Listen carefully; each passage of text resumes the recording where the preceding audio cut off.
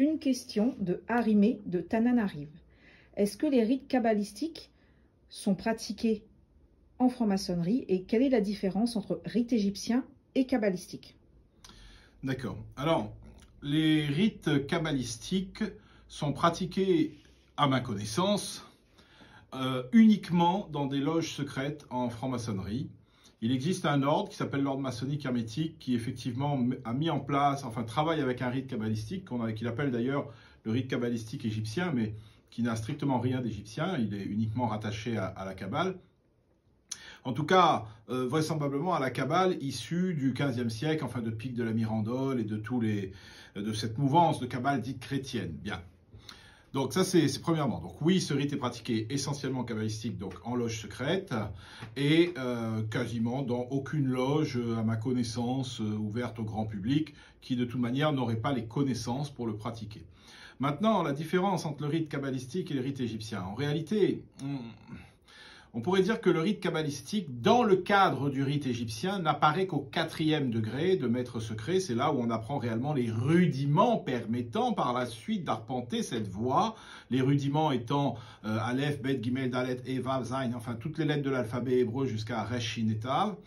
Et puis, bien évidemment, les premiers concepts, si on peut dire, qui vont apparaître toujours dans ce qu'on appelle le 4-14, c'est-à-dire l'atelier de perfection, surtout au 13e, au 14e, avec les séphirotes, donc Keter, Hokmah, Binah, Da'at, Givola, Chesed, Tiferet, Netzach, Hod, Yesod et Malchut, et qui sont donc là essentiellement issus quand même, qui sont normalement totalement hébraïques, mais qui sont étudiés par la plupart malheureusement dans le cadre d'une Kabbale chrétienne. Or, la raison elle est très simple, c'est qu'ils n'ont pas la connaissance de la langue hébraïque, ils n'ont pas la connaissance de l'araméen, ils n'ont pas accès aux textes sacrés de la Kabbale que sont le Sefer HaZohar par exemple, le livre de la splendeur, ici, le Sefer Yetzirah, le Sefer Abaïr, le Pardes Harimonim et j'en passe. Ils n'ont pas de connaissance des maîtres de la Kabbale, des derniers grands maîtres, que ce soit le Harizal, que ce soit Rabbi Shimon Bar Yochai il y a 1900 ans à peu près, et ainsi de suite, et il y en a eu bien d'autres, et il y en a d'autres. Donc ils arpentent une voie où quelque part ils jouent un peu, on pourrait dire, l'apprenti sorcier. C'est la raison pour laquelle ce rite kabbalistique, il est vraiment tenu en arrière-plan dans des loges secrètes, il est pratiqué. Il est commencé à étudier en forme qu'à partir du 4e, dans le cadre de la maçonnerie adonirabique et salomonique. Maintenant, la différence, elle est claire. C'est que tout d'abord, le rite égyptien, très souvent, Denis Labouré le disait, d'autres le pensent aussi, et moi, pour l'avoir quand même bien étudié, je rejoins un peu cette thèse, il n'a rien d'égyptien dans le sens de l'Égypte antique, au final. C'est plutôt une manière de parler qu'on avait à l'époque, du temps de Cagliostro, en 1754 ou autre, et quand on parlait d'égyptiens, on parlait d'Orient, c'est-à-dire qu'on parlait des Coptes. Donc c'est plus une influence chrétienne copte en réalité, ça c'est un premier point. Et le deuxième point, c'est que malheureusement avec le temps, ceux qui le pratiquent se disant on est un rite égyptien, qu'est-ce qu'ils ont fait? Ils ont cherché à l'égyptianiser, donc ils ont fini par inventer un peu des choses, à faire une petite salade qu'on appelle tchatchouka au Maroc, et donc du coup ça a donné un peu ce qu'on trouve.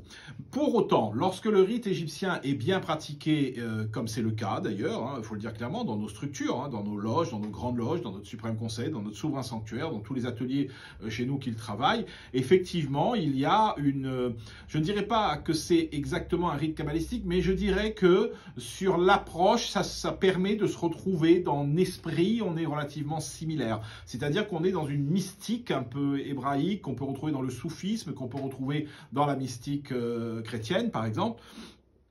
Ou dans toute forme d'extase, on n'est pas dans la Kabbale statique pour autant, et donc on va effectivement pouvoir s'en approcher, et si on a un bon instructeur qui a la connaissance réelle des enseignements qu'il a reçus, qu'il est censé recevoir au 95e patriarche grand conservateur, ou au 33e souvent grand inspecteur général, dans le cadre du rite de Memphis-Misraïm, à ce moment-là, ça sera quelque chose de bon, de bien et de parfait, ce qui n'est pas toujours le cas, parce que malheureusement, la plupart du temps, les gens sont atteints de cordonite et puis parlent beaucoup pour ne rien dire, ne connaissent pas du tout leur sujet, mais avec des titres pompeux, font un peu tout et n'importe quoi, collectionnent les frères, les loges, et dans tout ça, en fait, ils perdent. Et c'est triste, parce qu'ils perdent très clairement les profanes qui viennent d'être initiés et ceux qui rentrent et qui vont se retrouver, en fait, dans leur sillon à faire strictement n'importe quoi et à passer à côté de cette voie essentielle qu'est effectivement la maçonnerie égyptienne, qui pourrait être effectivement une maçonnerie dite kabbalistique, mais soyons bien d'accord,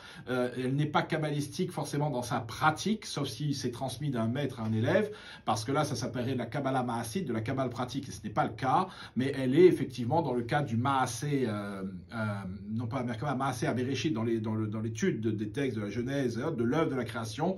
À ce moment-là, ça devient une Kabbale qui est excellente et ça permet de pénétrer la profondeur du rituel. Donc, rite kabbalistique n'est pas pratiqué en maçonnerie, sauf en loge secrète.